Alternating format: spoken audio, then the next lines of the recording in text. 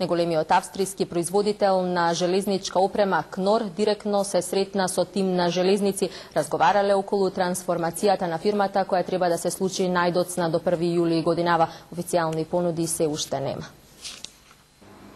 Уште неколку австријски железнички фирми се заинтересирани за македонскиот железнички транспорт.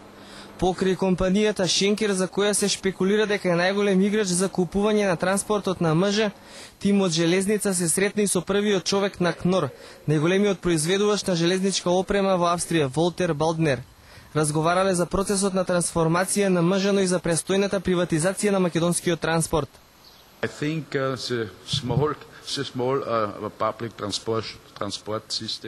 Македонскиот транспортен систем е мално многу интересен да се направи приватен, особено затоа што процесот на трансформација е сличен како и на австриските железници. Конкретни понуди официјално нема доставено до македонски железници. Ќе се чека транспортот да се одвои од железница, па потоа да се приватизира. Освен македонската и црногорската железница кои доткнат со поделбата, во регионов сите останати се трансформирани. Процес трансформација, односно приватизација на железница на Република Српска е теку. Поделбата на железницата во Република Српска е во прелиминарна фаза.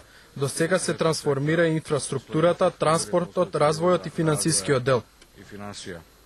МЖ треба да се трансформира до 1 јули годинава во акционерско друштво инфраструктура која ќе остане како државна компанија и транспорт кој ќе се приватизира.